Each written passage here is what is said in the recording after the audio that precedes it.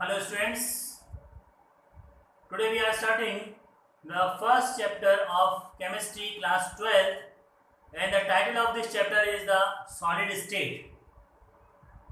This chapter is the first chapter related to the physical chemistry. Students, in this video lecture we will try to understand the contents of the chapters. We will see the main topics of this chapter, what we are going to understand in this chapter. This is like a roadmap by which we go and try to understand this chapter. Student,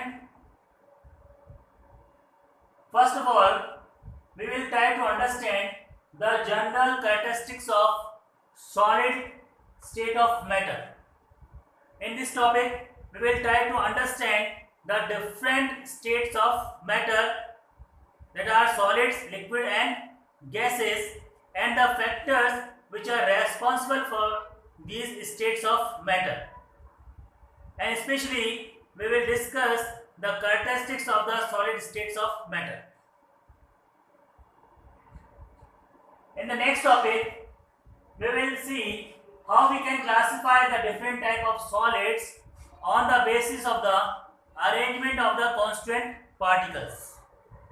If the particles are regularly arranged, then the solids are called crystalline solids. For example, diamond. If the constant particles are irregularly arranged, then these type of solids are known as amorphous solids or pseudo solids. For example, glass, plastic. So we can classify the solids into two categories, amorphous solids and crystalline solids. Students, in this chapter we will mainly discuss crystalline solids.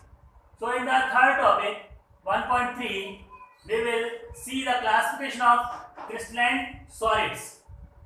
We can classify the crystalline solid on the basis of the nature of the constituent particles and nature of the binding force between them. And there are four classes of crystalline solids. One is the molecular solid, second is the ionic solid, third is the metallic solid, and fourth is the covalent solid. Covalent solids are also known as network solids. 1.4 we will discuss what is the meaning of crystalline lattice, also known as space lattice, and what is the meaning of unit cell. Crystalline lattice is the three-dimensional arrangement of the constant particles of a crystal, and unit cell is the basic structural unit of the crystal lattice. In this topic, we will discuss the characteristics of a unit cell or also known as parameters of unit cell, and we will also see the different types of unit cells and crystal system. In the next topic, students, in our 12th class we will mainly discuss the cubical crystal system. So in the next topic 1.5 we will calculate the net particles per unit cell, which is denoted by Z, of a cubical crystal system. Net particle per unit cell means the total number of particles in a unit cell. It is also known as rank of the unit cell or also known as unit cell constant. In the next topic 1.6 we will see close packing in crystals. We will see one dimensional close packing, then one dimensional converted into two dimensional close packing, and two dimensional close packing converted into three dimensional close packing. In this topic we also see what is the meaning of coordination number and what are the different types of voids. There are tetrahedral voids and octahedral voids and the calculation related to these voids. In the next topic 1.7 we will discuss the percentage space occupied in a unit cell, also known as packing efficiency. So in this topic we will see how we can calculate the packing efficiency in different unit cells. 1.8 we will discuss the density of unit cell. We know very well the density means mass upon volume. So we will calculate the density of substance by calculating the density of unit cell. It is an important topic.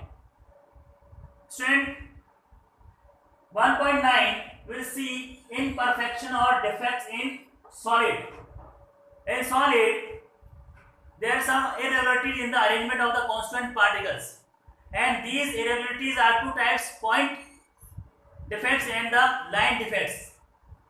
In this topic, we will discuss mainly the point defects, and these defects in solid are also known as imperfections in solids. So we will see the different types of defects. The next topic 1.10 and 1.11. We will try to correlate the electrical and magnetic properties of solids. In 1.10 we will discuss electrical properties of solid, and we will see that how we can classify the solid on the basis of their electrical properties, that are conductors, semiconductors and insulators. We will see the band theory of electrical conductance and also see how we can improve the electrical conductance of semiconductors. In this topic we also see some applications of semi-extrinsic semiconductors. These are two types, N-type and P-type. At the last we will discuss magnetic properties of solid. We will classify the different types of solid on the basis of their magnetic properties. So student, this is the roadmap of this chapter.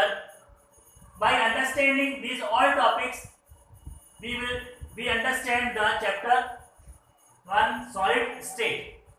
So in the next video, we will start our first topic of solid state, that is the general characteristics of solid state of matter.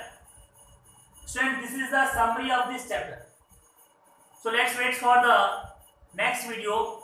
Till then, thank you. Bye bye.